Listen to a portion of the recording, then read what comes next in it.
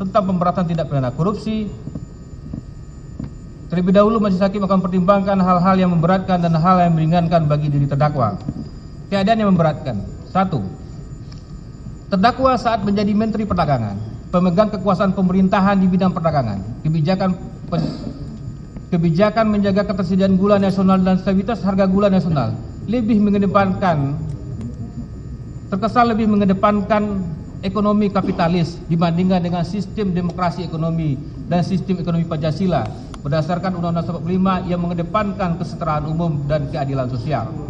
2. Terdakwa saat sebagai Menteri Perdagangan tidak melaksanakan tugas dan tanggung jawab berdasarkan azas kepastian hukum dan meletakkan hukum dengan ketentuan peraturan perundangan sebagai dasar pengambilan setiap kebijakan dalam pengendalian dan stabilitas harga di bidang perdagangan khususnya gula. 3. Terdakwa saat sebagai Menteri Perdagangan tidak melaksanakan tugas dan tanggung jawab secara akuntabel dan bertanggung jawab, bermanfaat dan adil dalam pengendalian dan stabilitas harga gula yang murah terjangkau oleh masyarakat sebagai konsumen akhir atau kebutuhan bahan kebutuhan pokok berupa gula kristal putih. 4. Terdakwa saat menjadi Menteri Perdagangan telah mengabaikan kepentingan masyarakat sebagai konsumen akhir atas gula kristal putih untuk mendapatkan gula kristal putih dengan harga yang stabil dan terjangkau. Harga gula kristal putih dalam tahun 2016 tetap tinggi. Januari 2016 adalah seharga Rp13.149 per kilogram dan Desember 2019 adalah seharga Rp14.213 per kilogram. Keadaan yang meringankan. Terdakwa belum pernah dihukum, terdakwa telah tidak menikmati hasil tindak pidana korupsi yang dilakukan, terdakwa bersikap sopan di persidangan, tidak mempersulit dalam persidangan. Keempat, telah adanya penitipan sejumlah uang kepada Kejaksaan Agung pada saat penyidikan sebagai pengganti atas kerugian keuangan negara. Menimbang berdasarkan karena terdakwa dinyatakan terbukti secara sah dan meyakinkan, maka sesuai dengan ketentuan pasal 22, terdakwa harus dibebani untuk membayar biaya perkara.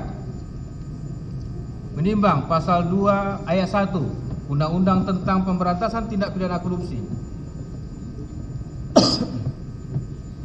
dan Undang-Undang Nomor 46 Tahun 2009 tentang Pengadilan Tindak Pidana Korupsi dan Undang-Undang Nomor 8 Tahun 1981 tentang Hukum Acara Pidana serta peraturan perundang-undangan yang relevan.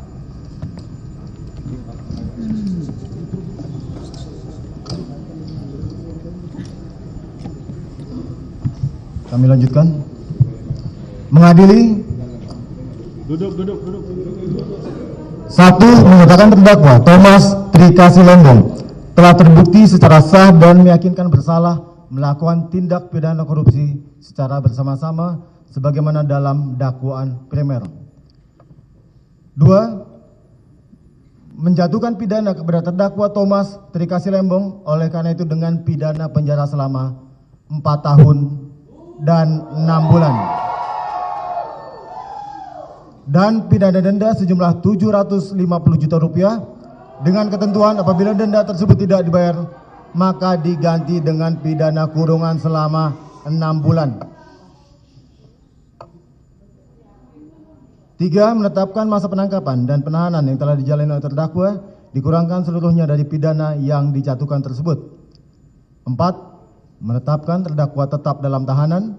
5. Menetapkan barang bukti terhadap barang bukti dokumen yang diberi tanda A1 berupa 1 bundel fotokopi surat Direktur Jenderal Industri Agro Kementerian Perindustrian perihal rekomendasi IP